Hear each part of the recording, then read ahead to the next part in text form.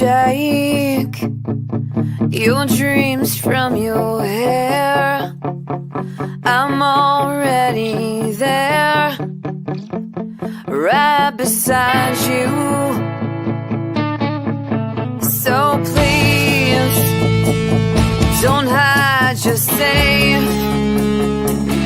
I'll be there if it breaks, right beside you. Suddenly I know now how it feels. I no longer have to beg or steal. I can stand now on this higher ground, where love is just a sound. Where love is... Good morning, everyone. Happy Sunday morning. Welcome to Coffee and Cresties. I'm Crystal with Gecko Diva. And sorry for the delay this morning. Had some technical difficulties, and it is completely my fault. Yesterday, decided to do some updates on this computer because I've been having issues with the camera and also with the mic recently. And I keep getting like a Norton antivirus thing that pops up, and it's telling me to update my drivers, but it wants me to pay extra for an update. And it just seems really kind of scammy, where they're trying to get you more update to get more money to do something that you could probably do on your own. So I started doing some updates yesterday on my own, and then got distracted with, life stuff that was happening during the day with the family. And completely forgot about the follow-up on the computer. So this morning, the laptop wanted to do a reboot, of course, right before we're getting this going, right? And setting everything up. So the timing was, impeccable. Had to do a little bit of an update this morning, but so far things seem to be working. So if anyone in the comments can tell me, camera's working, sound working, I think we're good. It looks like we're good. But yeah, it's, shit happens. It is what it is. And, sometimes things don't always go as planned. But we're here. I'm here. Welcome. And we have a fun guest today. We're expanding the horizon and moving away from Cresties. So today we have a Garg breeder, which I'm super excited because I don't really know much about Gargs, and we're going to learn about it. And I'm sure, many of you are listening probably have Gargs or are interested in learning more about it and may want to kind of expand on what you're working with. I know there's some geckos that I've kind of kept in the back of my mind that I'd kind of like to maybe start working with moving forward. As you all know, I work basically just with Cresties. I do have a pair of chameleon geckos and some morning geckos, but aside from that, it's basically just Cresties. But I am the Gecko Diva, which means it's not the Crested Gecko Diva, and there's definitely some room for growth in the future. So I'm very excited to have Bobby on today from Gecko Cove. Also, it's been a really busy week with campaigning. If you've been following pretty closely, I've been posting at least... my rule has been at least one reel or one post a day for the campaign. And I want to thank everybody for the support. We've been maintaining that 8%. We got to 8%. We've been maintaining it. I think last Chris said we were at, I want to say we hit 12,000 votes. I think there was a new update though. I'm not 100% sure if it went up to 14 or 13. I'm sure he'll be able to put it in the comments.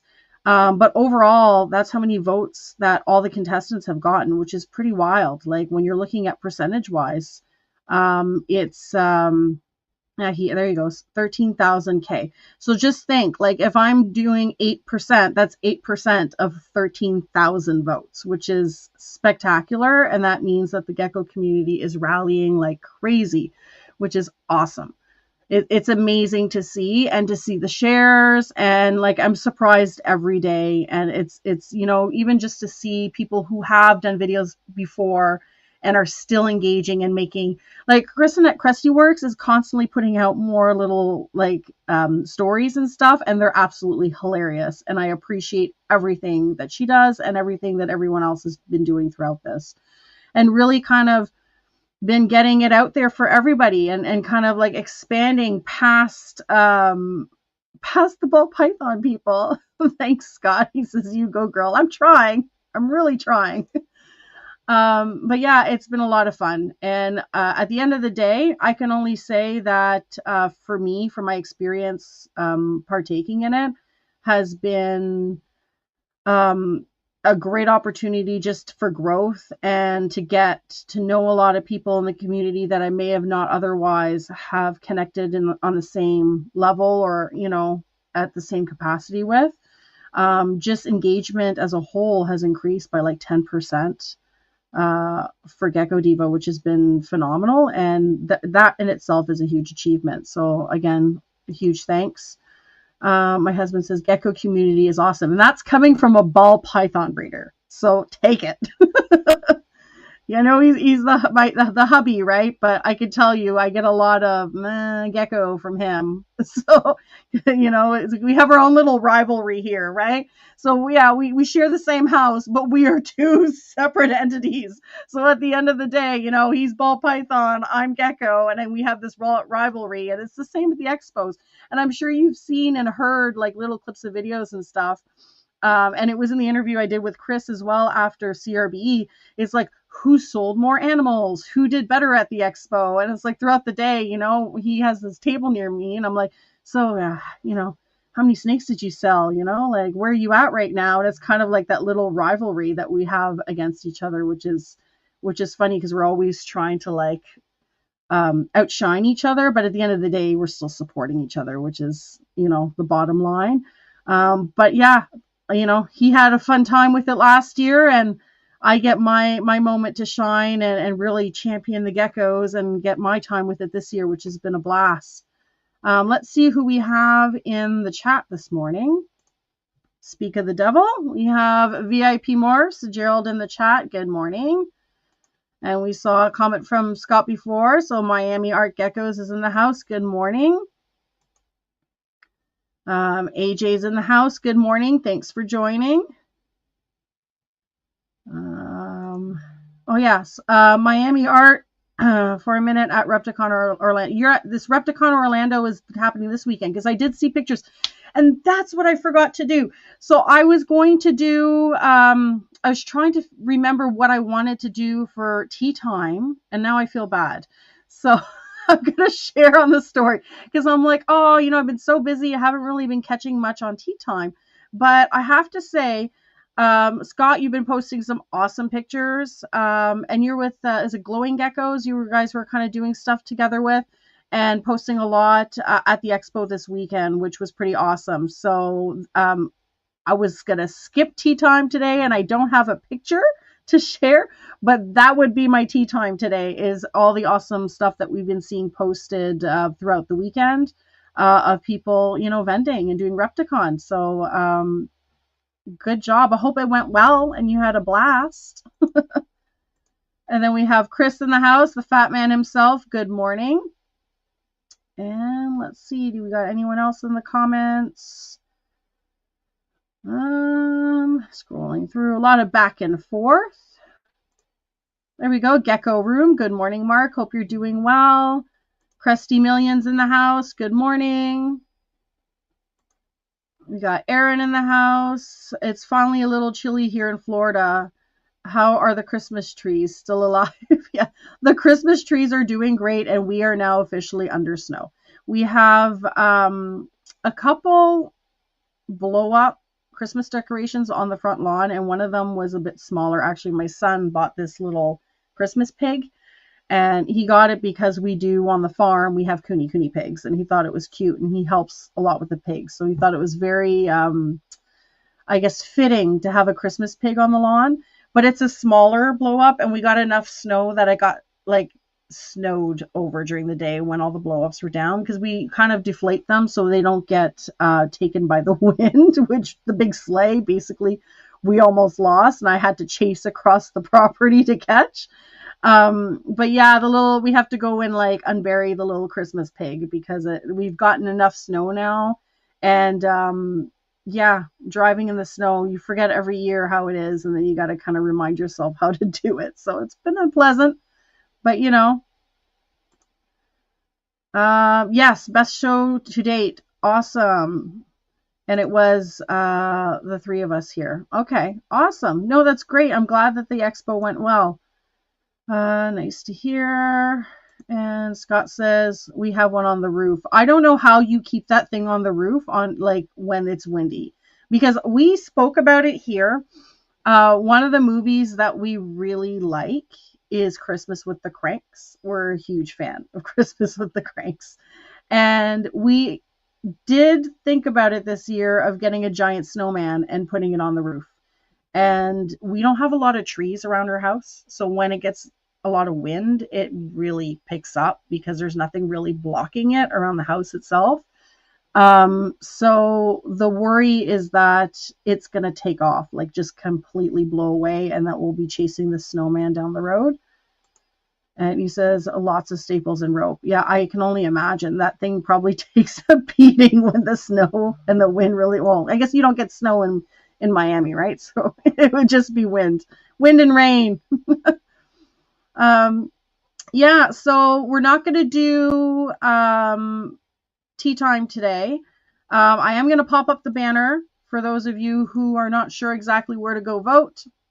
So still campaigning, still would appreciate the votes. You can vote daily and from as many devices as you can, as long as you're like not on the same IP address.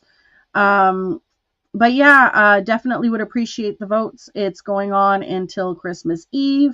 When it closes, and then Christmas Day at noon Eastern time is when they announce who the three judges pick is, and who we find out at the end of the day who wins the popular vote. Right now, Charlie at Regan Renee Reptiles or Regan Renee Royal Pythons is leading, and I think he's beating me by 2,600 votes. So I feel like if we really rally, we could catch up. It is possible, but it's a lot of votes, and he's doing really well. So kudos to him.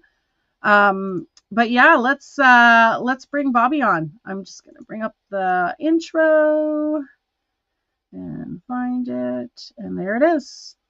Okay, we're gonna go jump into it.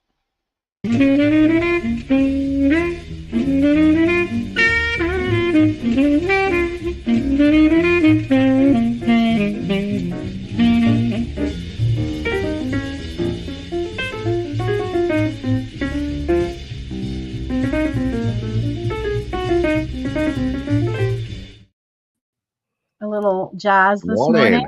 I like Good it. morning. You got a fancy cup there. What's that?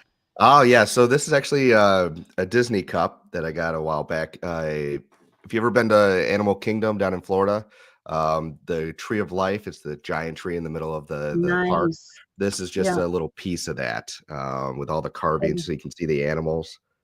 So I figured it was fitting to bring an animal mug. Yeah, on a, 100%. podcast. Yeah. That's cool. You know, we went to Universal. So we went to Florida, honestly, right when COVID was just starting and before it really hit. Nice. So it was like that last week of February into the first week of March of 2020. And, you know, the kids had the option of whether they wanted to do Disney or Universal. And we're huge Jurassic Park fans and Harry Potter fans. So the pick was Universal for that time because we just didn't have enough time to do both. And it's expensive to do all the parks and stuff too, right? So you kind of have to pick and choose. So yeah, so that was our big trip. We did Universal, but I'm adamant the next time we go, I want to do Disney for the sole reason that I want to do the safari and do Animal Kingdom, because I've been wanting to check that out since I was a kid, like for a while. It must be It's so much fun. But, you know, we just took our kids this year again to Disney. When I got this mug, My wife was just a Disney adult nut kind of thing, and Yeah. love her for it, and I bought into it, so that's probably why she said yes to marry me.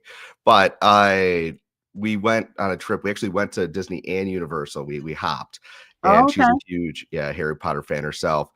It was kind of funny though when we went to Universal for Harry Potter. It's amazing. It's basically a Disney-esque experience where you're just engulfed in the environment. But what was kind of funny is you go to the wand shop, right? And Yeah. they do the whole spiel. I won't ruin it in case someone hasn't been there. But then when you're looking to buy wands, they have these really expensive wands that interact with the Yeah. park, right? And they actually don't look as nice as the other ones. My wife's like, we got to get one. We got to get one. I'm like, all right. So she buys one. And then I made so much fun of her because like there's lines, right? It was really popular even then. And it was just a bunch of children. And then she's got this grown adult standing there ready to do her little magic wand trick to make the door open or something like that. I'm like, what are you gonna push them over and knock over the kids at an amusement park? So it Yeah, was pretty don't make fun of her. I was the same. fun. So that's how we like announce it for the kids for Christmas. So what my husband did is he went on their website and bought those fancy interactive wands, and Yeah, he they're got one great. for each of us, right? So I have Luna's wand, and like the kids, they all have like their own like specific one. That's awesome. And then that was one of the gifts under the tree was the wand, and like I think there was like maybe a t-shirt or something, and like some stuff like just kind of alluded that you know something was happening related to Harry Potter basically. And we That's had watched like did a marathon leading up to Christmas. We're like, oh, let's watch all the Harry Potter movies again. And then they were pretty stoked about it. But when we went, because like there was the rumors of COVID, it mhm. wasn't as busy, which was kind of nice. And That's like we were a fantastic. little paranoid because we're like, we're not going to cancel the trip because we don't know what this thing is. And but we like, we traveled with a mask. We showed up. We had like our little hand sanitizer stuff for like absolutely everything. Mhm. But we didn't get sick. We had a great trip. I did struggle with using the wand at those like, and It's I'm there tricky. feeling like I'm holding up the line, and they're like, "No, you have to do this," and I'm like, "I'm doing it." Like And I'm then you doing get it. this little 5-year-old girl who's like Hermione Granger just going, Yeah, it's that I easy. know, Don't and worry I'm about looking at it. him like, "Are you kidding me? Like, come on!" Right. Oh, I But love it. yeah, Yeah. and the butter beer. I have to say they have soft serve ice cream there, and they had a butter beer soft serve ice cream, which was Yes. like just out of this world. Um, Yeah, you don't go there to lose weight. It is delicious, no, and yeah, it's worth every little bit because the experience, going into the tavern, getting a butter beer. My wife, no, like I said, is huge into Harry Potter. I read all the books too. I watched all the movies, and we have a rule because we have 2 little kids, and we are not under penalty of many consequences. Um, I am not allowed to let my kids watch Harry Potter movies until we have read the books as a family. So that oh, is her rule. So we'll see how long that okay. lasts. Yeah, that's a tough rule to follow. It's a tough rule, but I mean, they're under 5. What So, book what book are you at right now, though?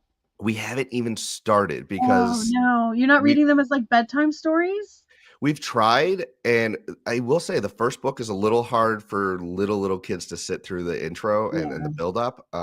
We got the ones with we got the picture book. So we bought there's the fancy version where they have all the illustrations, but it's only one illustration per page, which is a lot. yeah, But when you're used to cardboard books with 10 words on a page, yeah. it's a little They're different. still a little young, it's a little tough. But we're Uh, working on it. yeah, we have, we're just right outside Smith Falls, which is, like, this little tiny, like, heritage town, right? And it's on the water, and, like, they have, like, locks and stuff, and it was an old town where you had, like, a train go through, and the train still comes through, but there's an old part of the tracks that's now a train museum.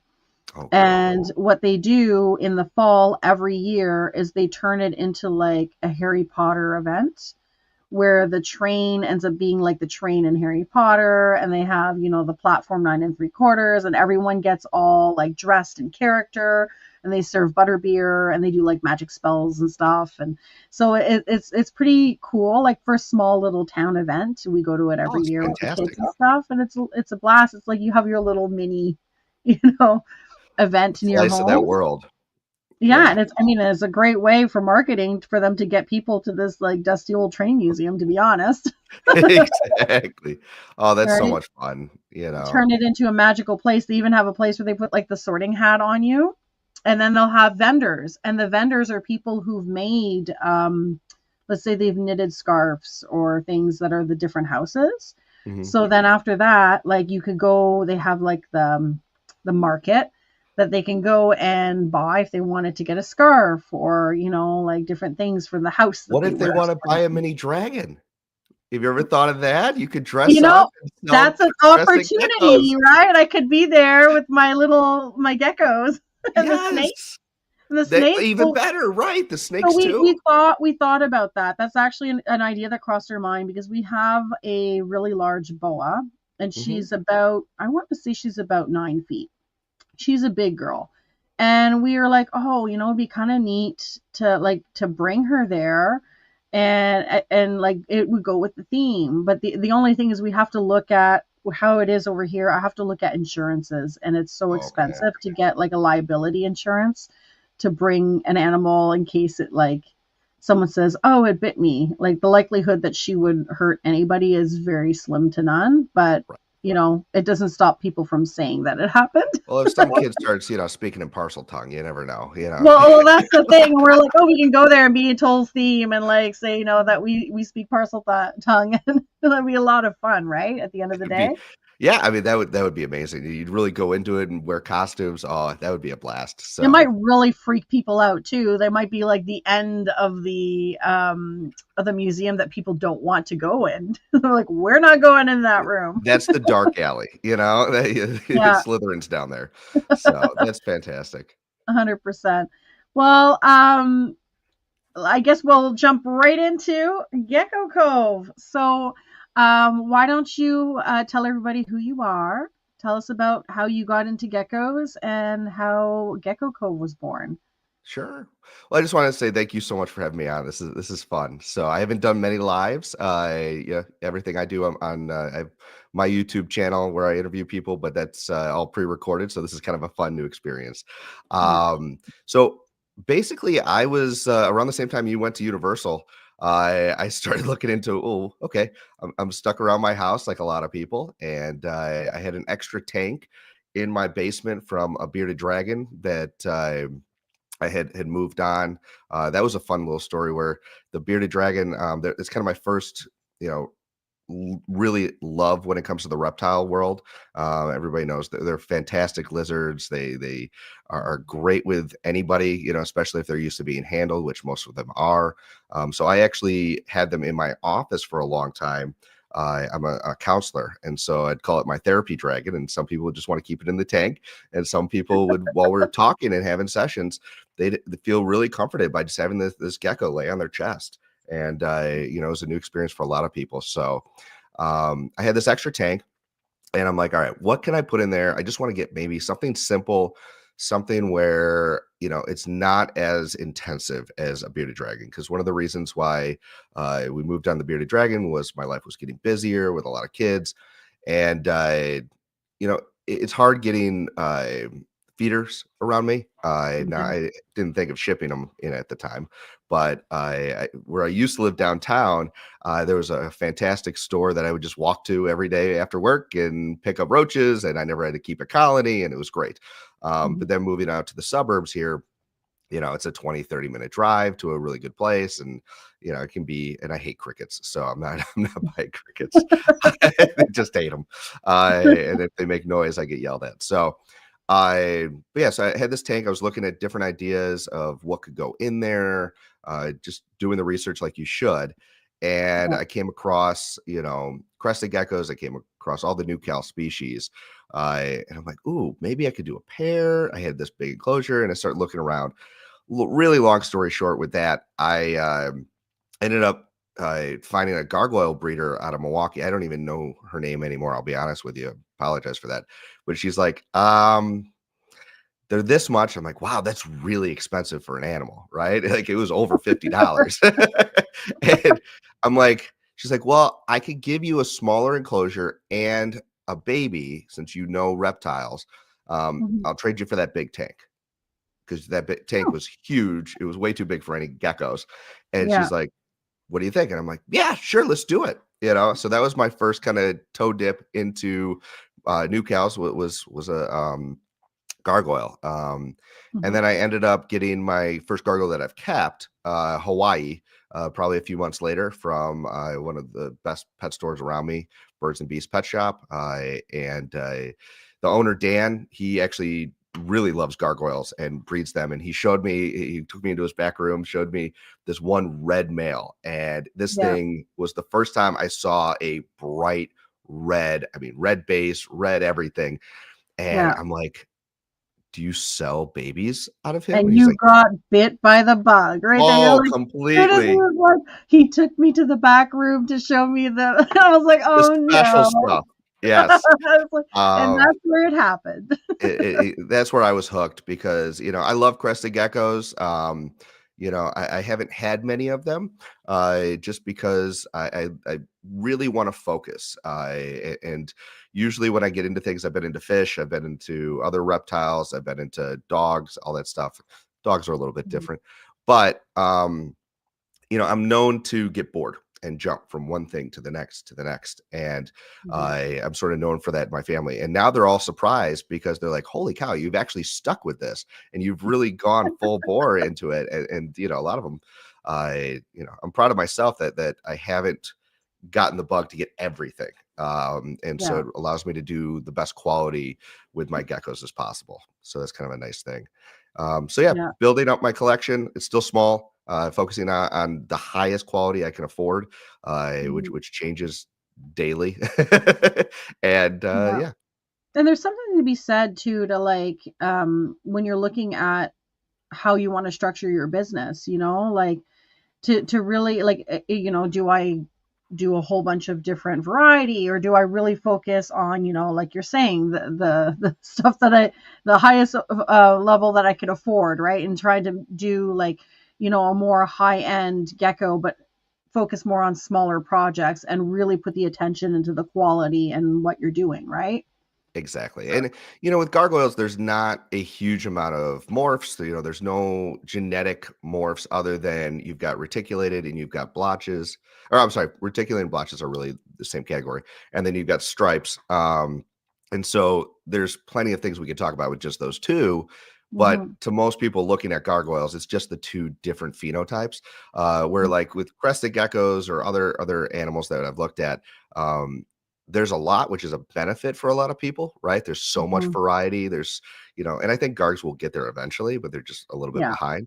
Um, and to me, as a beginner, it was a little bit overwhelming. Like, what the heck is a cappuccino?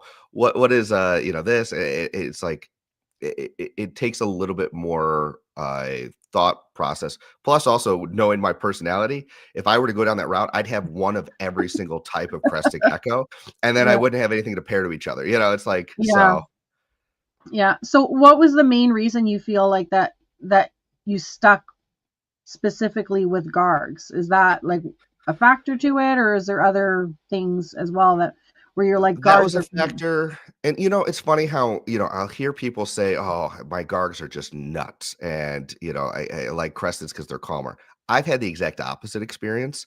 Okay. Maybe it's because the first, like, baby I purchased was a lily white, and that thing was absolutely insane. You open up the enclosure, and it would just Like, bolt, and I'm ah! like, "Alright, this isn't fun." I have to chase it down for 15 minutes every time I open it up. So, but that was one gecko. I've held other ones that are really Yeah. cool and calm. Um and when you have a small sample size, whatever your first experience is really does set the tone for your first impression of an animal. And that Yeah. so I'm conscious of that when I'm introducing animals to new people. But I think that was a big reason. I'm also a big chicken when it comes to lychees, and a little bit chewies. I just got my first chewy, which we can talk about later. But Okay. you know, I think what also got me is I just love that fired up or fired down gargoyles look phenomenal, right? And they're Yeah. they're they're beautiful in different ways, especially with a high color animal. Um, my girl Eve, who's a red stripe red base, when she's fired up, she's a solid red gecko. She's from that line I told you about from the store that I saw. So I finally got a Yeah. baby. Um, and then when she's fired down, she's got this light purple hue, but the stripes stay. And so when I was looking, I like the Okay. reds. When I was looking at crested geckos that were red, they'd fade to this pink, which is still beautiful. But Yeah. to me, it was just a little bit extra with the gargs, where anytime I look at them, it's the wow for me. Yeah.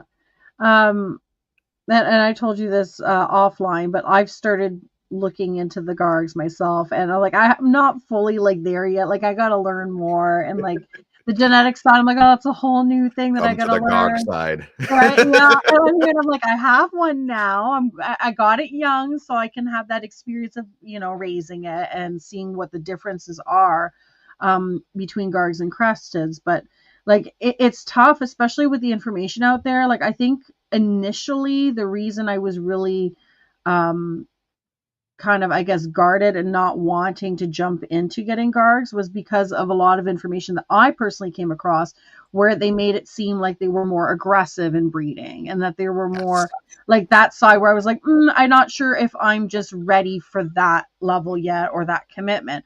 And then, those of you who know and deal with crested geckos, I mean, the Cresties can be aggressive too in their own right, right? Like I have groups where I can have, like I do one-to-one breedings with my pairings.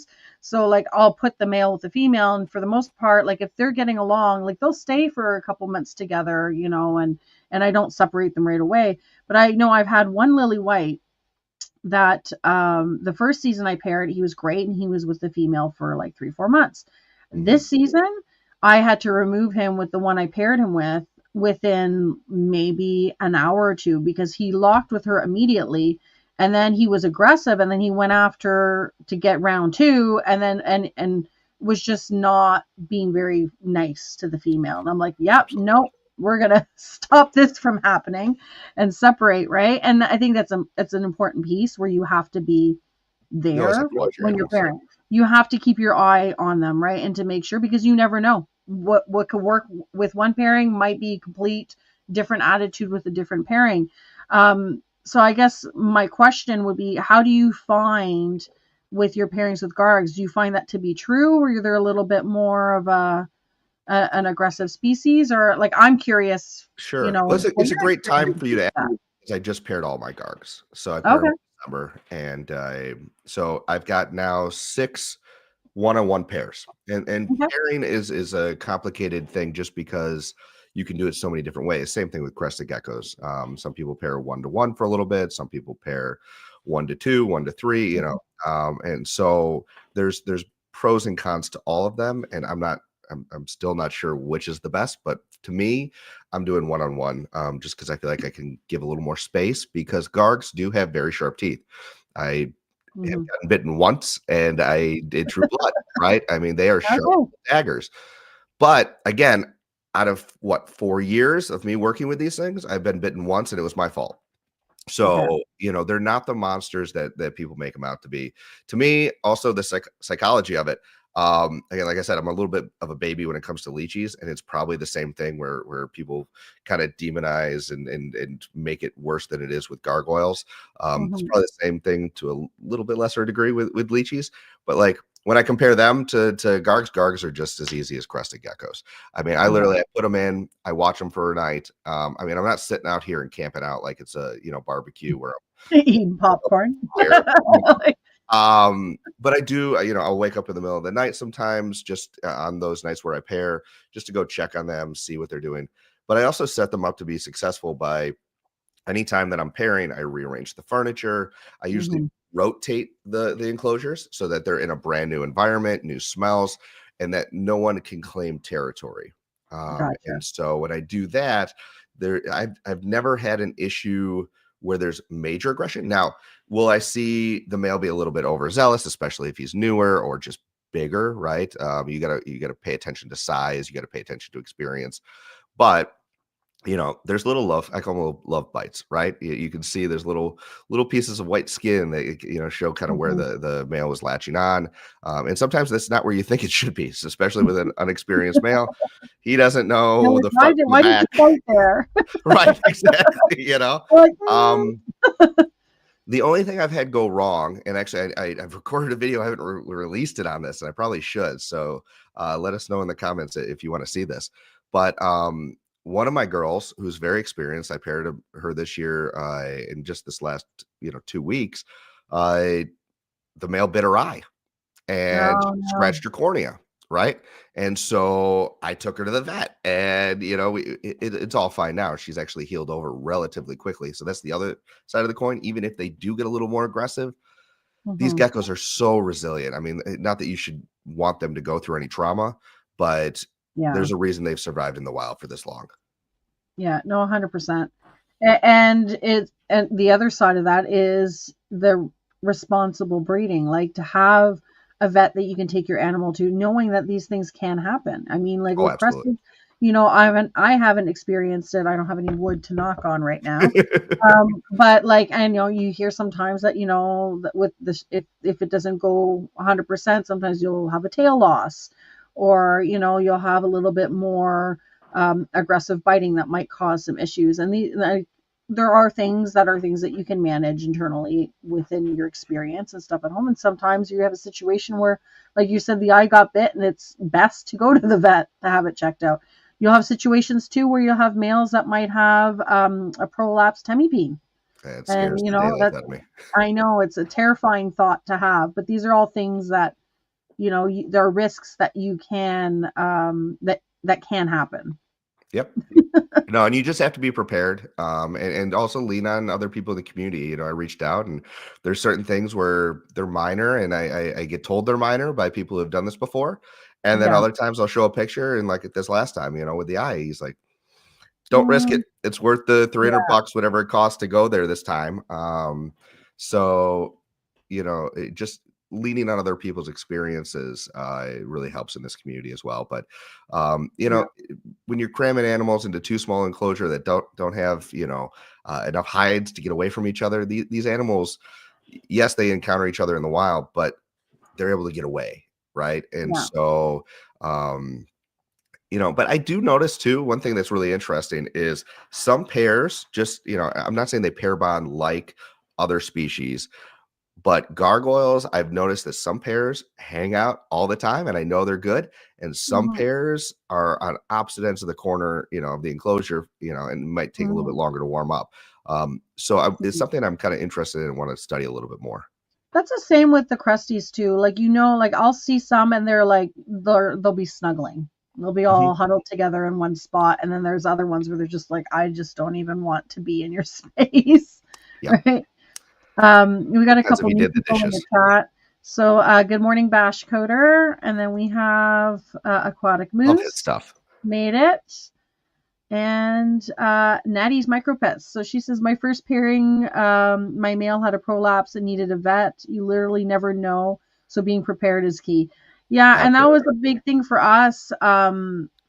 Was we have such a shortage of exotic vets here. So we have two in our area. One is not taking new clients, and one was like a 6-month wait list. So I was very lucky to get taken on, and when I got my import from Europe, and I was like, this is a great opportunity to really make those connections with the Absolutely. vet and so on, and establish and have an account with them.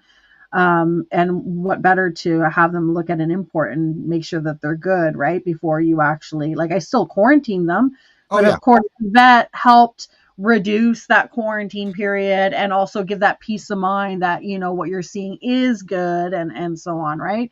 So building that relationship and having that, at least knowing who to go to and that they're able to take you on should there be an issue, is super important. And even for small things like, you say you don't feed crickets, I feed crickets. Hmm. And as a responsible reptile owner, if you're feeding crickets, you know that there is a possibility that they can pick up pinworms. Yep. So having that relationship with a vet where I get dewormers so that I can, manage my animals and ensure that they're up to date on things, and to make sure that that's something that I'm on top of, so I'm not in a situation where you're like, uh-oh, Caught with your you pants know. down. Yep. Exactly. And these are all things that I find that are not necessarily the forefront of your mind when you're jumping into a breeding project, or, Mhm. wanting to become a gecko breeder and stuff. And this is stuff that you learn over time, right?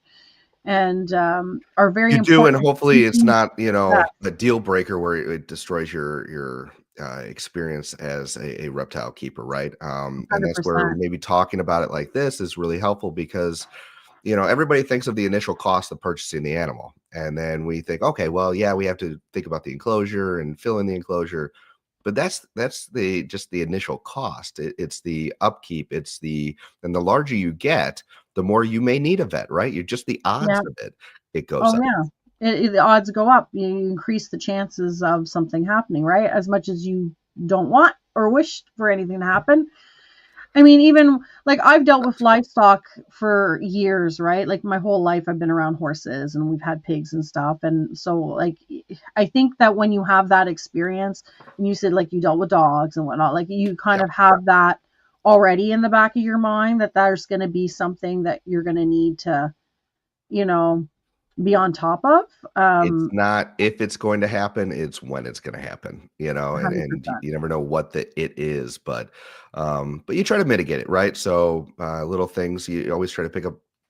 With prolapses, I've heard that if you keep proper humidity, where you have a less chance that males are going to prolapse. So that's something that I always have in the back of my mind too.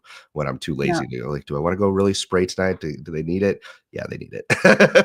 Aquatic moose, Love that name. if you can. Prolapse is something you can deal with yourself. It really depends on how severe it is and how it's, Mhm. I guess, how it is responding to the things that you can do to help fix it.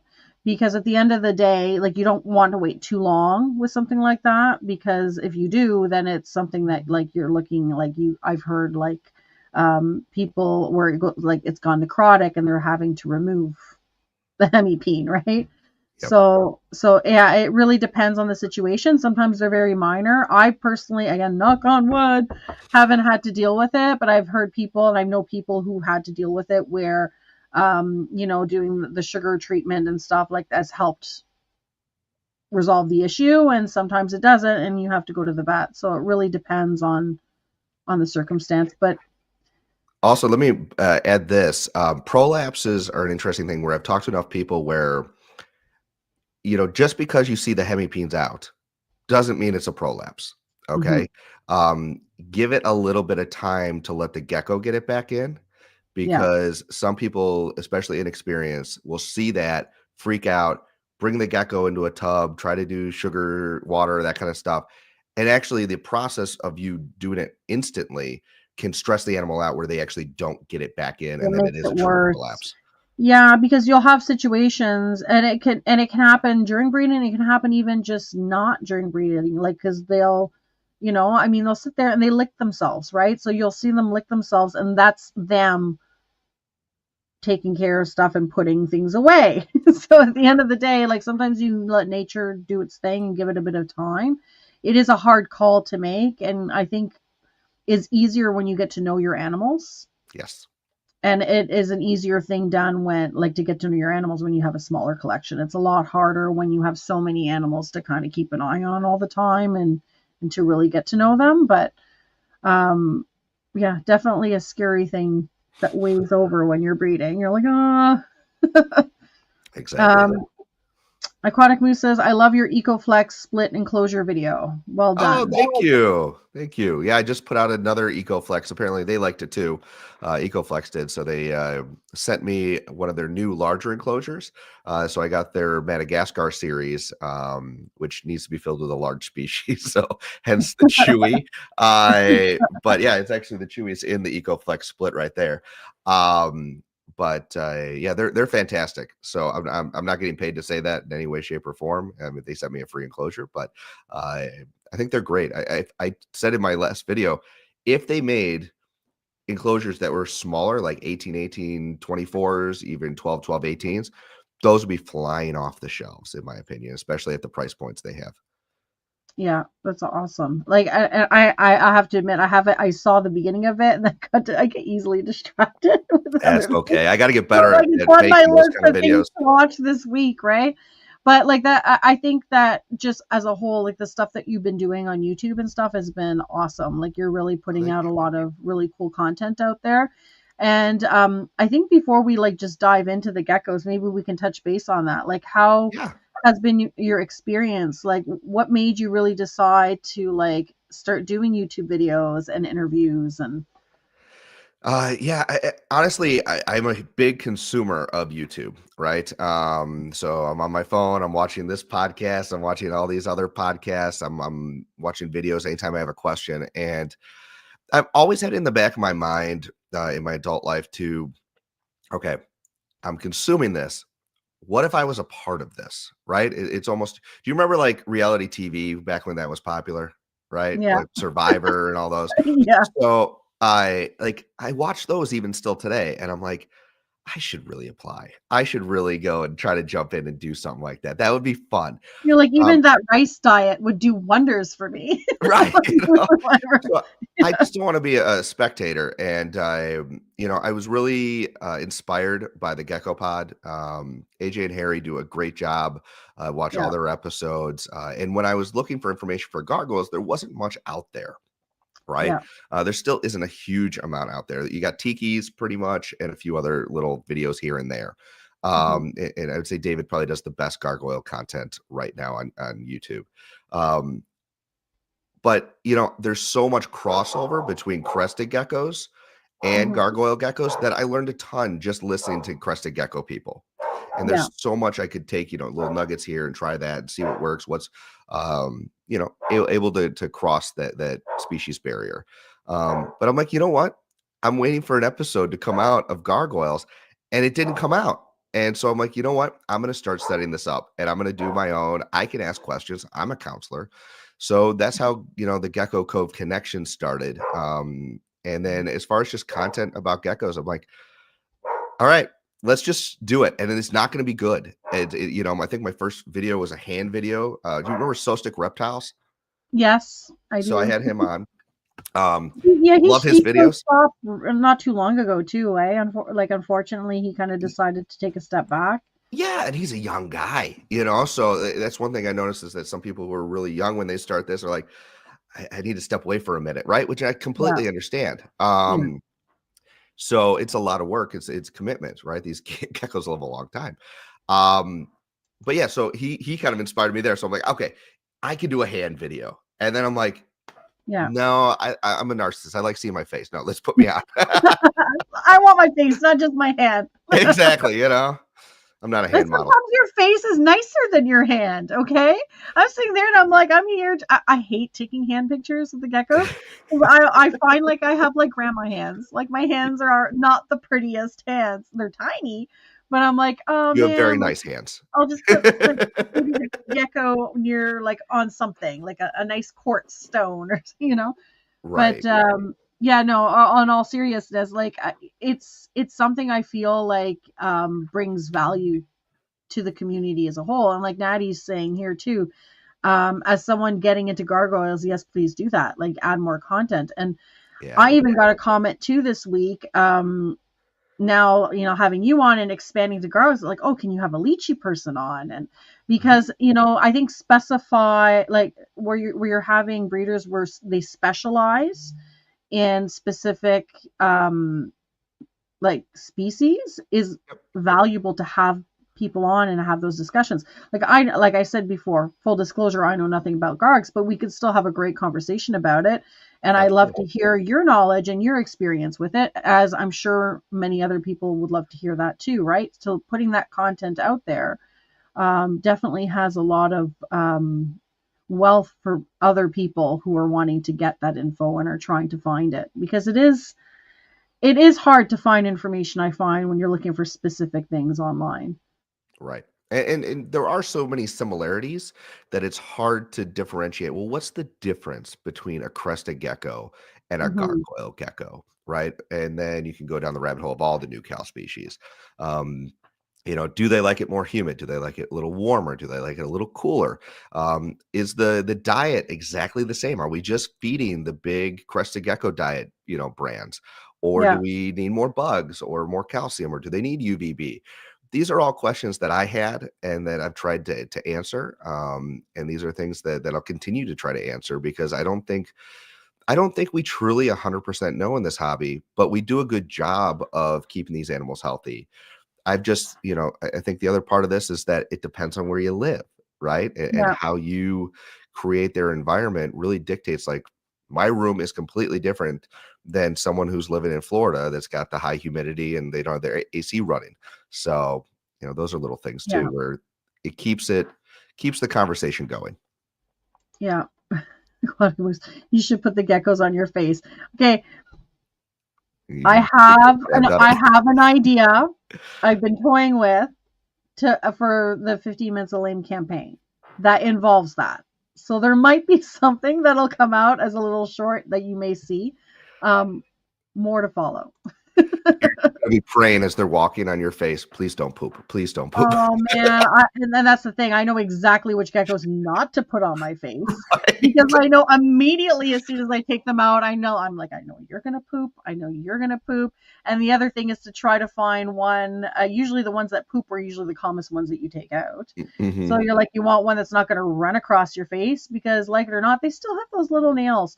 And I don't know about other people, but I do find that when I have some that are a little bit more strong with their nails and grippy, that I do get a little bit of a reaction on my skin sometimes for them. And the last thing I want is to break out on my face from it. But yeah, um, Natty says the where you live is important. Canada is not like Florida, 100%. And we have our own set of struggles, right? And also Right. depending on where you're keeping your animals. I know we've had some discussions with friends too that keep ball pythons, and like we're in the basement. We're very lucky here. Our home is wood foundation, so the humidity is a lot different with a basement on a wood foundation than what you're going to get with a concrete foundation. Absolutely. And depending on how you house your geckos, how your room is, it could be a huge impact on the humidity, whether or not you're wanting to you have to increase it, and the seasons. Because Mhm. winter's a lot drier, and like some people heat their homes with wood stoves still, right? Makes it really dry. So Yep. that definitely You're can not just have an gonna hand your impact, gecko lotion and say, "Here." You right? know? Yeah, winter's No, a fun time. it is. Well, that's actually why so it's really dry where I am, right? 'Cause it's Yeah, cold just like up in Canada. Um, really cold this week. yeah, because And, you're in Chicago, right? yeah, Chicago suburbs. So, our weather's just nuts. But I just went and got new lay boxes. I've never done lay boxes before, like really. I just mount up the substrate in one corner, and that's worked ever since I started. But one thing I wanted to kind of get a double value in is, okay, here's a place for you to lay your eggs when it's time. But also, if it does dip, right? If I have just my AC sucks the humidity out of this Yeah, room, even with a humidifier over there, that thing, unfortunately, I've got too high of ceilings, which you never thought that would be a problem. yeah, And but yeah, hopefully it's a little way for them to find a little micro habitat. If they need that humidity, they can go yeah. and self select to be in there. Yeah, I do so I've had created my own lay boxes.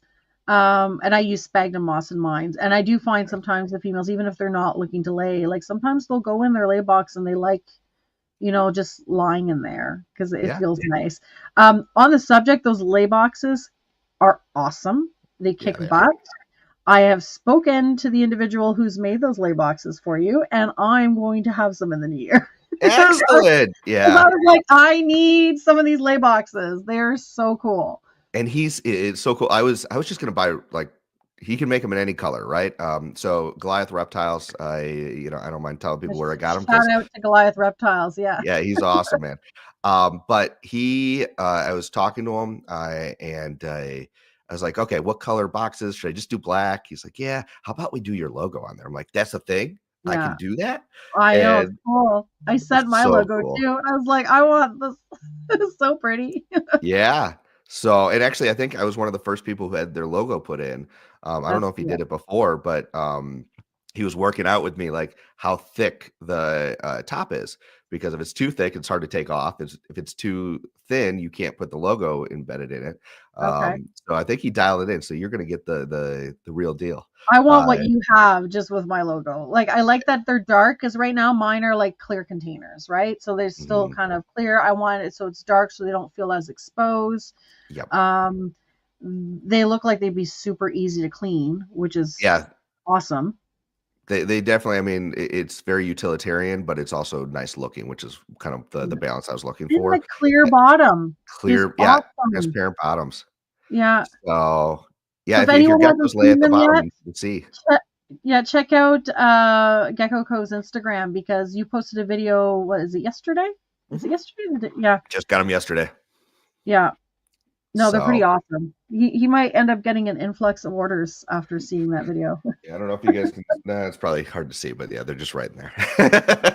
No, they're Put them in really the corner. cool. And I was like, oh, like I'm so excited that someone has made these. Like it's a great idea. It's Well, awesome. not to make it an infomercial for him, but he also has really awesome ledges. He has Okay. magnetic and the suction cup. Actually, the suction cup are a little bit stronger.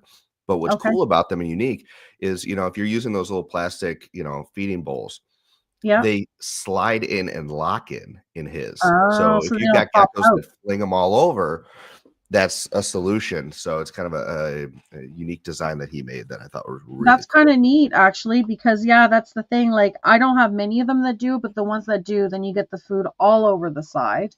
Yeah. And you're like, oh great, I guess it's cleaning day today. Yep. Yep. Yeah. Feed the isopods, Good morning, 319 Reptiles. This is a fellow contestant. Good morning. The lame.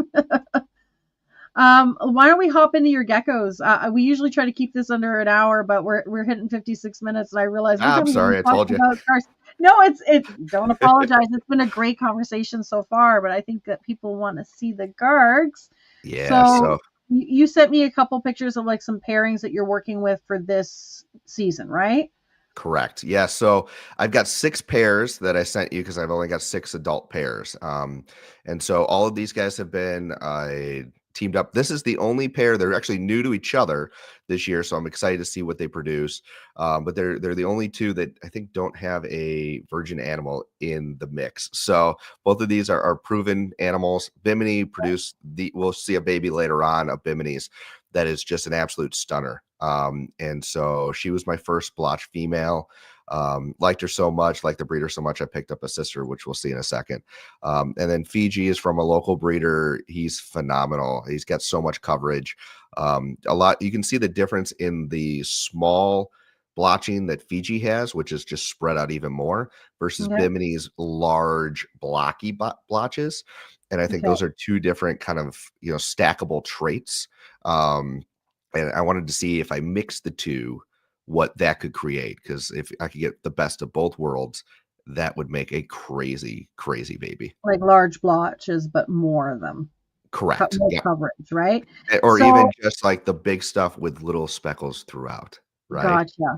So as someone who knows nothing about Sure. guard patterns and stuff, so explain to me. So these would be considered just red blotch, or what So else? Is there anything else going on with them, or yeah, I'm going to try to speed through this real quick. So there's a few things you got to know.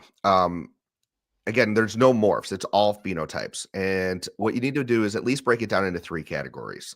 There's the base color, right? The color that's on the skin that fires up and fires down.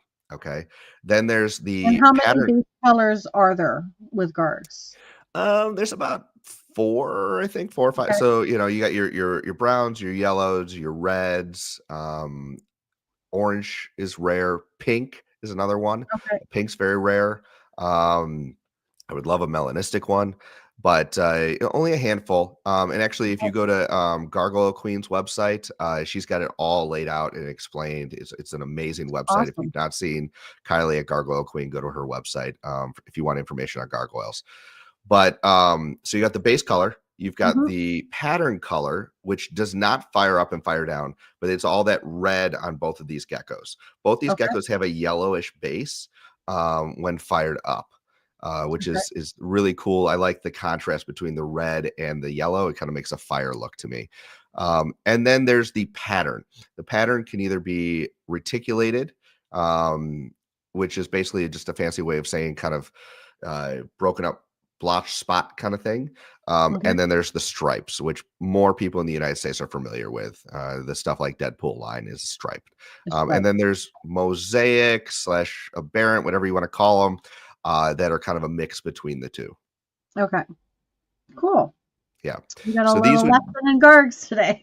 Yeah. And then when it comes to like, when you see like going through the whole lesson real quick, with since we're on blotches here, there's no definite definition. Like if it has 100, blotch areas, it's a super blotch versus, there's a term called ultra blotch. But basically, it's kind of up to your discretion what you want to call it ethically, just so you don't deceive people, which a lot of people get wrong, in my opinion. But again, it's my opinion. But there's just a similar thing as Dalmatian, where you're like, yes. Is it a Dalmatian or a super Dal, right? Correct. I mean, they say a rule of thumb over 100 spots, but who's sitting there counting spots at the end of the day? And then is a giant ink spot, is that different? So again, we're in the infancy stage, but yeah, it's the exact same thing as the Dalmatians. So yeah, you just go up the spectrum. Very cool. And now we're getting into stripes. Yes. And so this is a very exciting pair for two reasons. One, you can see I only deal with mostly 6 stripes, which means that there are, if you can see, I'll look at Komodo, the orange one here. It's very distinct. Do you see the red stripe on the very center of his back? Yeah.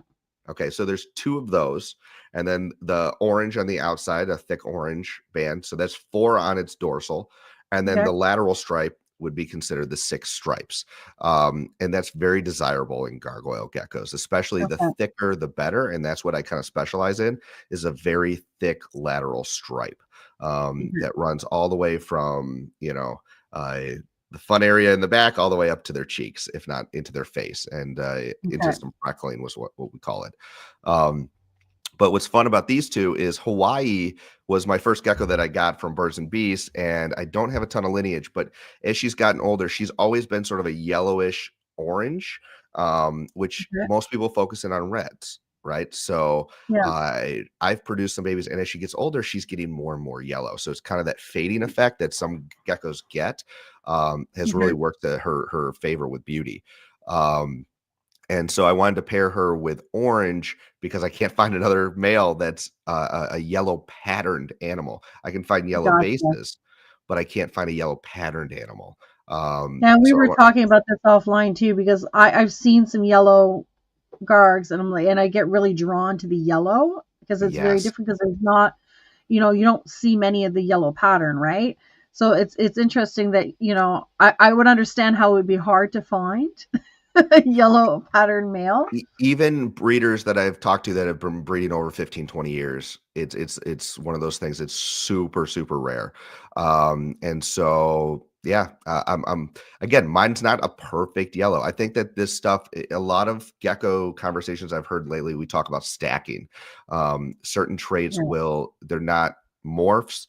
They are stackable, where if you keep breeding the same phenotypes, that gene just keeps getting stronger. And so one thing with color, kind of a theory is that it's all on a yellow to red kind of warm spectrum. And so even if you breed 2 yellow animals together, right, you may end up with an orange animal, or you might end up with a red animal, which makes it even more rare and hard to get that true yellow animal. But some people breed black and whites, and they get black and whites and they get yellow animals, especially with base color. That's where a lot of the best yellow base color animals come from, are black and white parents. Black and whites. Okay. Yeah. Awesome. So with this pairing, you're just planning on trying to see what's the ultimate goal with these two? The goal with these two are twofold. One, I want to see if I can create either a yellow or orange, just super covered animal, repeat the parents, if not make them better. Because Yeah. usually I've noticed that with gargoyles specifically, the kids, the best kids out of a pairing are better than the parents. And Gotcha. it's not a, there's going to be kids that come out that are a little less, but on average, I keep seeing every generation getting better and better and better. And I don't know how much farther it's going to go, but it's getting pretty exciting. Yeah. So there's that, chasing the color. And even if it's orange, I'm really excited. But also, I've talked to a few people and gotten a theory where um, there are different stripe kind of phenotypes that are known here in the US. Some are, more European kind of esque lines. And I have a feeling, because I don't know her lineage, Hawaii has more of that European, mix in her, which Okay. could spread that color out even more on the back, where there's not 6 stripes, where there might be 8 or even 10 stripes Okay. Cool. there. So we'll see Yeah. if that pans out. That'd be super exciting to get that, eh? To hit that. Yeah, I've seen some people do it with just the back, but if I could do it Yeah. with the back and the laterals like Komodo, whew, Yeah. fully covered gecko. That'd be so cool. 100%. And then we got some bright red ones. I was gonna say this is red on red on red. So Mahe is a red. You can't even tell he's a super blotch there, right? Mhm. Because when he's fired up, both of them, they're just ridiculously red. The pictures never do red justice. To be That honest is with you. such a difficult color to capture in pictures. So I would Oh, imagine it's it's so the same hard. struggle with Gargs. Yeah, and then, I feel bad because every time I take a photo in sunlight outside with the red gargoyles, especially Yeah. these two, I get people like, "Oh, that's fake. Oh, you edited that." I'm like, "Dude, I don't edit anything. I am too lazy to edit anything." Like, this is just my point and shoot DSLR in a light box, or Yeah. outside it's usually my cell phone.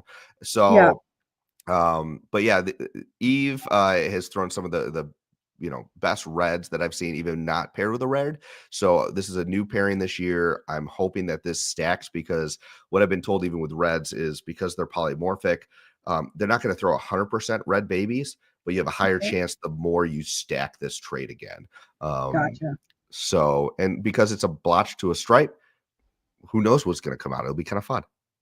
Yeah. No, it's cool. And you haven't done this pairing before, right? So like these No, ones. Mahe just got old enough, and he's up to weight. But man, he is. I'll give it to him. He was an eager beaver. Let's put it that he, way. he, He he knew didn't his wait. job. He may have I was not done like, it before, but he knew what he had to do. yeah. I was a little. Out of all my pairings, he was the one I was kind of worried about, just like the size discrepancy, because Eve Okay. is one of my older females, and Eve's a puppy dog. Like, she's Okay. never gaped at me. She's never done anything. And even with the other males that I've put her with, never anything with Proslin. So I was like, maybe it's safe. And it totally was. She was just like, do whatever you want. And he It's was just like, fine. yeah. You win. So, but yeah, but they get along. Actually, they're a pair that lay right next to each other all the time. So it's kind of cool. I can't tell who's who Awesome. because they're all just red. That can become. You can tell, thankfully, because they're two different sexes. Because I would imagine it'd be a little difficult if you start getting like a 2-for-1 ratio and the two females kind of look the same, right? Right, exactly. So yeah, I'm excited for this one. If anybody's looking for a really red gecko, keep an eye out for this pair next year. That's exciting. That's awesome. And now we got some blotches again.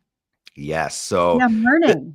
this is, yeah, so another blotch pair. So Exuma is a half sister to the original blotch girl you showed, Bimini. She's actually, you can't see from the side here, but she's got even better coverage. Again, a yellow base. She's got more of that fiery two-toned bicolor look, where in person the center of her dots are red, and as they spread out, they get orange before hitting that yellow. I Oh, love cool. that look. I want to reproduce that look. And so I just actually, in the last month, less than a month ago, picked up Cayman. Cayman is from Gargoyle Queen, from her Vapona male. If you have not seen Vapona, he is one of the best males, period, out there right now. And to have that lineage in this, you can see On the head, that giant dot right by the horns, that's really important. The Okay. on the face, all that speckling there. A lot of people are chasing head color, and I think that's a trait that stacks. It's easier with stripes than it is with blotches. You don't see many blotches with head color that aren't Okay. what we call skeleton, which is kind of another mixed thing. So to have a true blotch with that much face color on both of the animals, I'm really excited to see what I produce. That's awesome. And on the point where you're talking about like the horns and stuff, like do you Yeah. find structure wise with Gargs, is there a huge kind of difference? Like what are you looking for to kind of pinpoint when you're looking for breeding project that like that's the best structure that I would like to put When I in first that started bowl? out, I wasn't looking at it, but I got lucky. I don't think it's, the top 2 questions people ask with gargoyles because when they're younger, unless you know the parents, they grow their horns out a little bit, Okay. and so it's not like a crested gecko where you can see the shape of the baby's head or and go, oh, that's got good head structure, And even then that will change because I've seen some that have good head structure and it just doesn't get better as the age. And then I've seen some that you're like, that and then it all of stays a the sudden same in it's the like these body. massive crests and you're like, wow. Yeah, and so, but I will say it's something that I definitely keep an eye on. Most of my gargoyles, you can even see it with Exuma from the side profile, how Yeah. prominent her horns are. I think it's what makes gargoyles gargoyles. Yeah. And I don't want to see a bald gargoyle. The good news is that I've heard the theory with crested geckos that if you basically incubate the eggs at a warmer temperature, which will make them develop a little bit faster if the humidity is correct. Um, their head structure goes down. Yeah. Where I have not had that with gargoyles. Okay. I incubate my eggs at a higher temperature. They're usually hatched out in 65 days, and I get great horn structure from my babies. That's So awesome. yeah, Cool. I'm really excited for this pairing.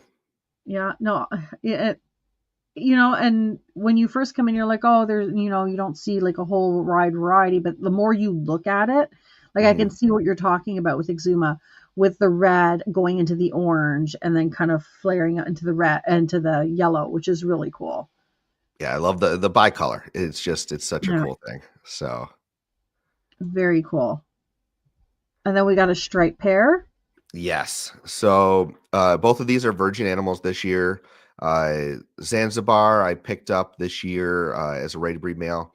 Some other things too, just to kind of point out that I look for in really high quality animals. And these two are great examples. So clearly they're both 6 stripes, but you can see, some of them have a distinct line with their dorsal or their lateral stripe where it looks like someone just drew it on, right? Okay. And a lot of people are gravitated towards that, but I'm not. I'm more I want the fuzzy. I want it to look like your TV from the 80s where you had to go and Yeah. mess with the. You So if want you can see it, static look. I want the static look because if they're static in that color, it means it has a potential to spread. And if it's well defined in a border, it's not going to spread very much, right? That Yeah. border is going to keep it. So these two have very nice kind of static there. Also, if you look at where their vent is, both of these have fully covered vents with color. That Okay. to me shows a really strong lineage with their stripes. Mhm. And it goes from their vent all the way up past their mouth into what we call lipstick. So anything that's on their mouth with color. People have called that lipstick. So these guys are Awesome. getting ready to go out. Very cool. Yeah, And so with these, like you're wanting to have more of a coverage pattern, I guess, with this pairing is yeah. the ultimate goal. All of my geckos, really, if you want to summarize what my plan is to have the highest saturated color coverage of their pattern, right? Mhm. And their base pattern is a secondary thing for me. But again, the more coverage all over the animal, the better. So it's simpler, Awesome. right? Yeah, Told and you, on the gargs are point simple. Yeah, and on the point you're saying like that static look, like the fuzzy, it's the similar thing with crested geckos when you're seeing something that's drippy. Because you're Yes. like, okay, when it's little and it has that dripping along, the dorsal on the side, you're like, okay, that's going to spread. That's Yep. going to drip further down, and you're going to see it really kind of pop that pattern more, right? Exactly. And even one thing that a lot of these pictures don't show is if you did an aerial view of the top of their back, there's typically a line, either a black or white line, straight down their dorsal, cutting them in half, right? Yeah. Anytime, one thing that's really desirable is a full back, right? Okay. So anytime you see that static in between in that area, it's a Mhm. good indicator, not always that it's going to become a full back, but over time, the color may cross over. And one of the best examples and best geckos for that is J Reptile has Magma, which is a tiki kid. Yeah. So just a gorgeous animal with a full back, and then you mix that with something with thick laterals, and that's what gets me up in the morning. Yeah. And then tell me So about this pairing here. yeah, Proslin was my main male for the last few years. Proslin is a Canadian, former Canadian. Okay. So what's fun about that one is I when I was looking for my first like cornerstone male, I there was a guy, Bell's Exotic, who I picked him up from. I don't know if he's still breeding Okay. or not. But Proslin was born in America, shipped to Canada, and then shipped back to the United Came States. back here. And yep. And what was funny is I didn't understand shipping with Canada because he gave me free shipping. So Okay. he showed up because apparently there was a shipment coming in like the next week. I didn't have to wait. I didn't That's have to pay awesome. anything extra. I just paid a flat fee and he showed up at my door, and Yeah. he's been a great gecko ever There since. must have been a pretty good group going out where it could kind of be, because I know import export can be a little bit pricey at times, right? I mean, Exactly. and a lot of people will do it. They'll include the import or they'll include the export to the States if you're purchasing a higher end animal, because at the end of the day, they'll absorb it in the cost of what you paid for the animal. Yep. Um, it depends on what the animal's being sold for. And I as thought I got a pretty someone good in the deal. States, you're getting a really good deal because whatever it's priced at in Canadian is going to be a lower number in US. Yes. So I this was a deal I could not pass up. I was actually at Tinley when I bought it. I passed over all the Tinley geckos I could bring home that day just for this gecko. So Yeah. and it worked out because he's probably my least flashy male at this point, but his color is phenomenal. He's a great breeder. He's had no issues with any of the females I put him with. And Okay. the babies that he's produced, um, I mean, clearly it's the best because he's the one that I've bred the most, but also, I mean, just phenomenal babies that overshoot him every single time. So I'm really excited to pair him with Maui, who comes from really amazing lineage. Her parents are just they get better with age. And so you can see her back is really thick, really deep red. She's got a gorgeous, that's the other thing is the tones of the red. You look at the details as you get into this. Yeah. And how long do they keep them? So we'll see how long after we breed her if she can keep them. But her parents kind of like a Deadpool line, and that's what Deadpool's known for, is that he keeps that super bright red even while he's breeding, and as he gets older, Okay. which a lot of them fade, even the pattern color fades. Okay. But I'm hoping that Maui does the same thing. Okay. Awesome. And that's nice. Like, and you're saying like as well, like if they're outshining their parents, that's a good consistency to have and a good reason to do either repeat breedings or to hold on to that male and use them again, right? Exactly. Yep. I mean, there's something to be said for a gecko that even if they're not the flashiest gecko, puts out consistent babies of higher quality, because there are Yeah. some geckos that may throw 1 out of 10 is gorgeous, and that's great. But if 9 out of 10 are just meh babies, Yeah. I'd rather have a gecko that throws 8 out of 10, you know. Yeah, I have a lily white male here that I find like if you look at him on it as a, if you're just evaluating him, Yep. it's nothing necessarily spectacular, right? But the geckos that he has produced when he's paired right are always outshining him. And they're holdbacks for me because I'm just like, I'm not getting rid of this thing. And I'm like, oh, this is pretty nice. And I have somewhere like full, like real nice coverage and structure. And, those are the gems that you hold on to because you're like, someone passed you over because you might not have been the nicest looking thing, but look at what you can make. And that's where lineage comes in, Yeah. if you know that the parents also produce quality for a long time, you can pick up the second or third best or the fourth best from that group, Yeah. and it has the potential to make just phenomenal babies. Yeah. Well, that's awesome. I think we get into some Yeah, my productions new now. So this pickup. is something you've produced, right? Is this? No, this This is a was new pickup. not. No, no, no. Okay. This is a new pickup. But this I wanted to show for the reason I talked a little bit earlier about skeletons. Okay. So if you see, it has a very big stripe influence down the center dorsal, and this one has a almost connected. This will be a completely solid red back, in my opinion.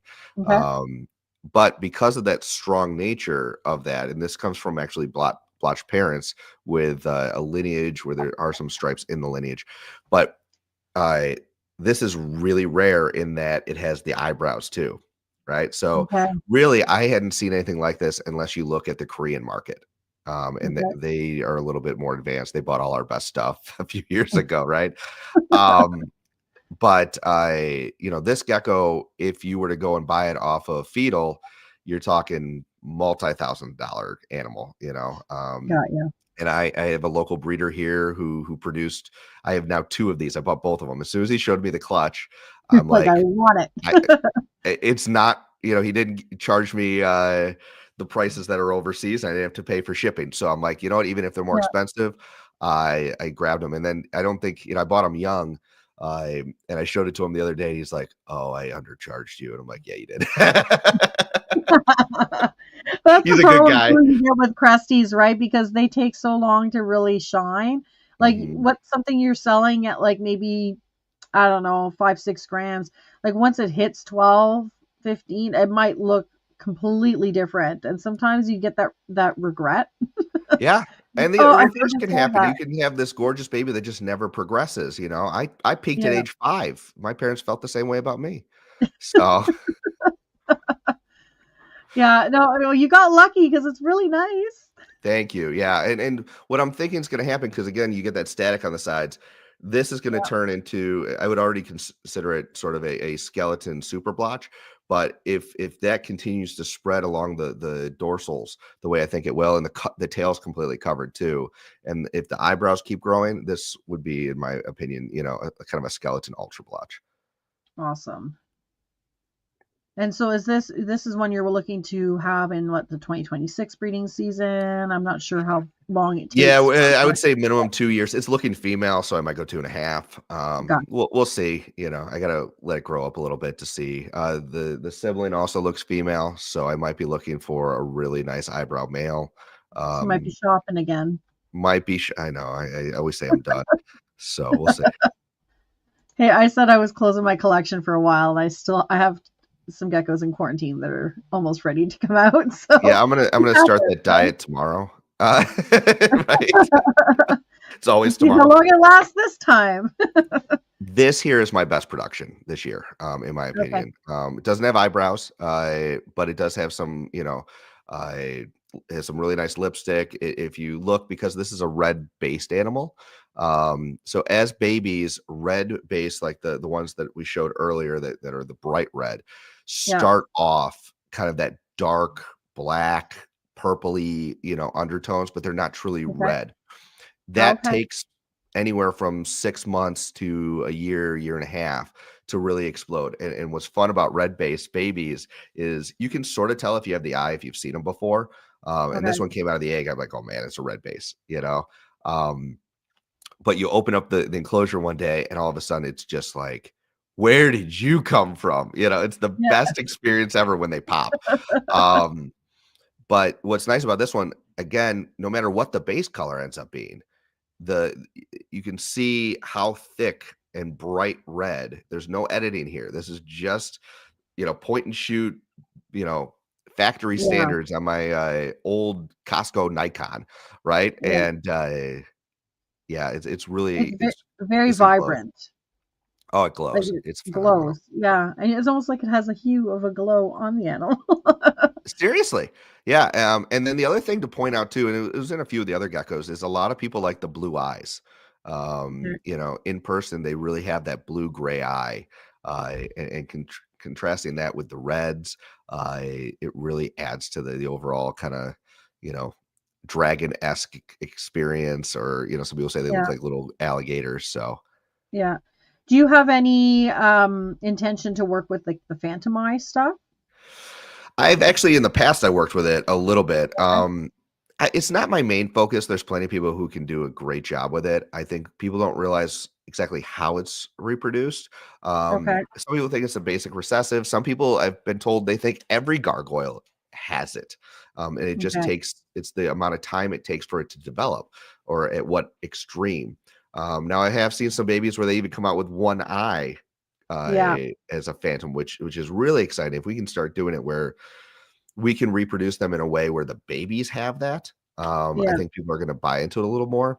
My problem is that a lot of the phantoms out there are low expression when it comes to all the other desirable traits, and Gotcha. so it's You're its own foregoing project. one for the other, right? Because at the end of, you're focusing so much on the eye that you're not necessarily getting the other aspect. Exactly. So if you're willing to take that step back, or if you're willing to integrate it in whatever way, and you have a larger collection, or that's just your main Yeah. focus, more power to you. I would love for people to do that. It's just not my passion. So, Yeah, and I guess it would be a lot easier if you knew if it was like a straight recessive. Like if you're like, okay, oh well, yeah, I'm going to invest in this animal that has two visual like black eyes, and everything I'm going to produce with that pairing is going to be 100% recessive for this. Then you know, if you had the certainty that when you were doing it would make pairing a difference. Well, that and your also hatchlings are going to come out like that, then it would be, because I'm not 100% familiar how it works. I've just seen some animals. And I'm like, oh, that's kind of cool. That it's gorgeous. Yeah, imagine, you know, a bright red gecko with black eyes. You know, that'd yeah, be awesome. But the other side of it is that, again, it'd be nice if the babies started to get it, or at least, you know, within 6 months they'd start to get it, because most phantom eyes, it takes at least 3 years to even start showing, oh and then to wow, be yeah. fully phantom eye, maybe 4 or 5 years. I mean, if I'm at an expo trying to sell a baby and I'm like, hey, this is a phantom eye, and they're like, no, it's Yeah, not. okay. Well, It's that's like, what I was no, no, finding. trust me, There's in a lot three of stuff for years, and you still sale. have the gecko. Yeah, I'm like, that was the thing I was finding confusing for me. Like when I was looking, I'm like, I really like the Phantom Eye. But when I'm looking at animals that are for sale that are younger, they're like Yep. being marketed as a Phantom Eye. I'm like, that doesn't look like it has a Phantom Eye. So I was kind of confused. And it makes it confusing when Yeah. you're trying to sell something if you don't see it. Yes. And so, you know, there's a few people I know that are working with it. I used to have a gecko that I had originally very first season paired with Hawaii from Nature Nut. She works with Phantom Eyes, and, you know, both of the gecko that I had, we sold it right as it was starting to turn phantom. Right.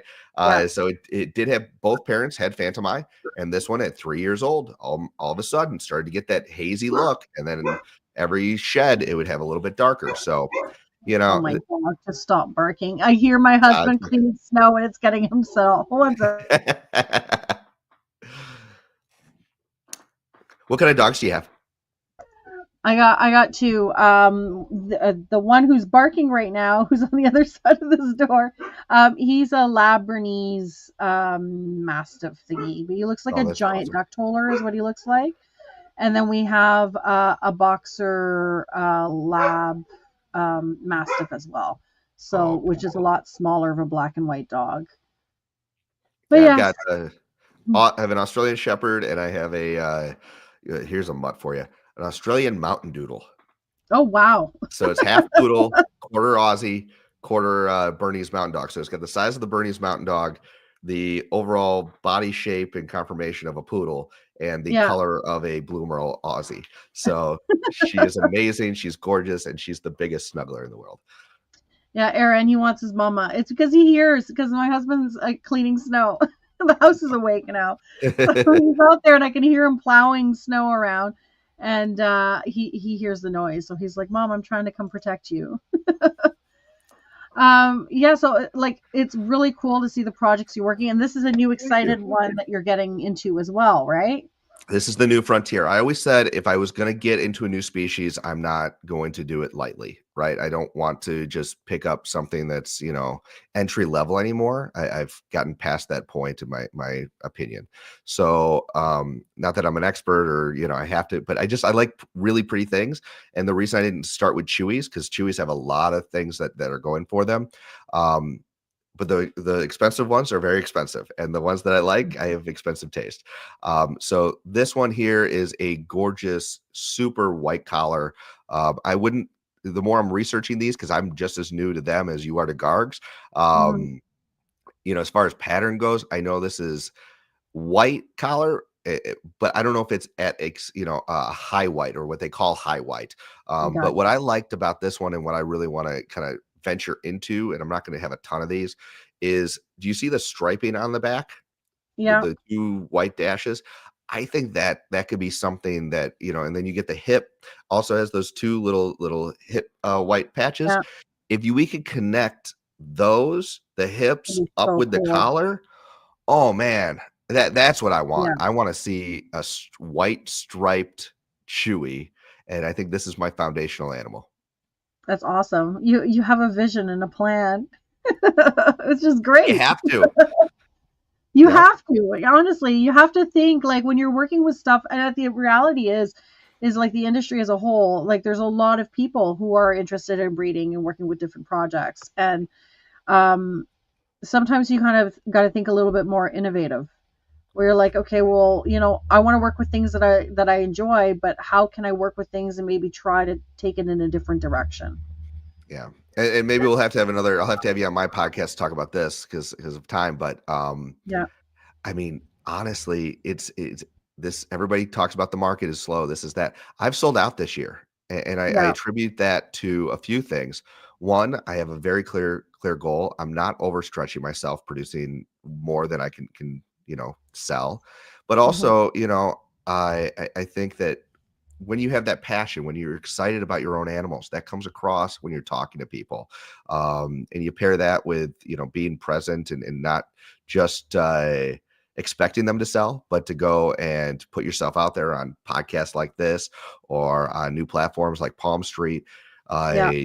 You've got to think of innovative ways where why are you different than the other? How many crested gecko breeders or gargoyle breeders do you think there are Yeah. right now? Why do you stand out from the rest? Yeah, no, 100%. Mhm. No, Yeah, awesome. Since we've hit the hour and a half mark, I think what we'll do is we'll close things up. But before I let you go, sure. um, can you tell everybody where they can find you, what your platforms are, and how to get a hold of you? Absolutely. Before I tell you guys that, again, go vote. If you have not voted today for Crystal, you got to go vote for Gecko Diva. We can do this. She's the only gecko breeder in the competition. We got to support, guys. So if you're watching this later and you see this even 2 days from now, go Yeah, vote. All right. thanks for Until it won't that. let you anymore. All We right. still got So time. It's only the 8th, when does it end? the 24th. 24th. All right. If it's Yeah, not Christmas 24th. Day, go vote. All right. We Yeah, can do this. awesome. I so as far as where people can find me if they want to find me, I'm on most of the social medias other than I'm not on TikTok. Sorry, I'm too old. But I feel you. I Instagram is probably the number one. Just Gecko Cove, as well as Facebook, though I'm on that less, but you can always get a hold of me. YouTube, Gecko Cove.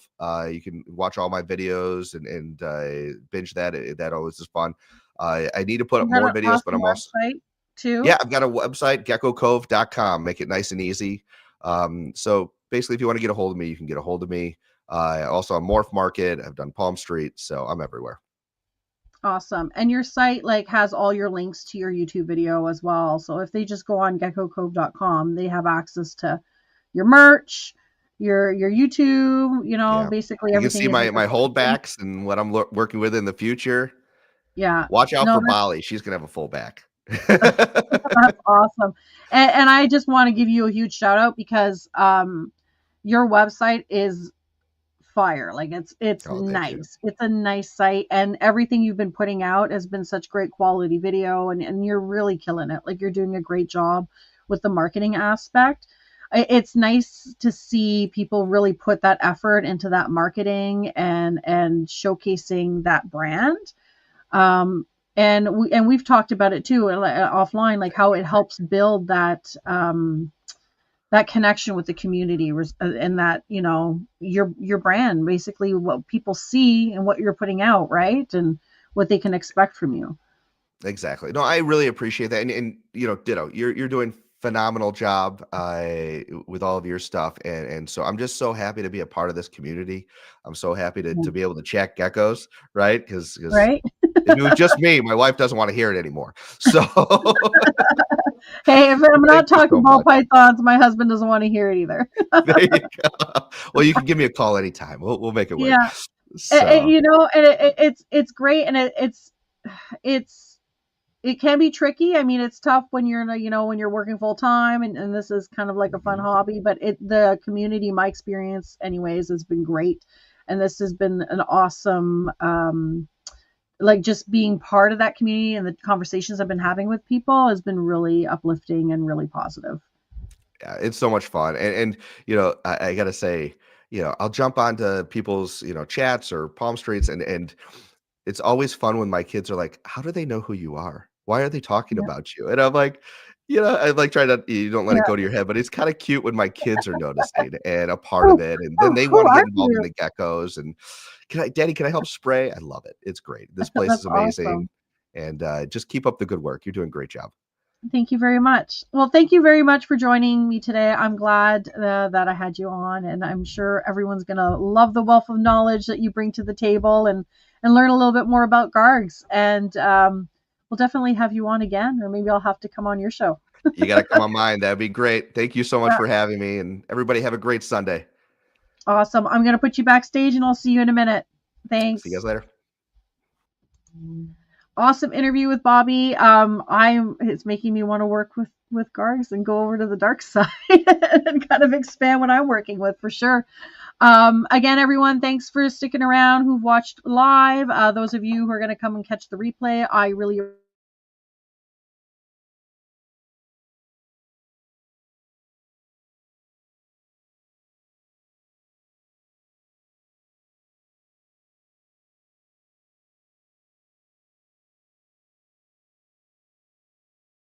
come on. Okay. I don't know if you heard me through all of that. It's my own computer now that is trying to kick me off. But yeah, definitely, if you can go through your support, I very much appreciate it. Go vote for me in 15 minutes lame, and I will see you guys next Sunday.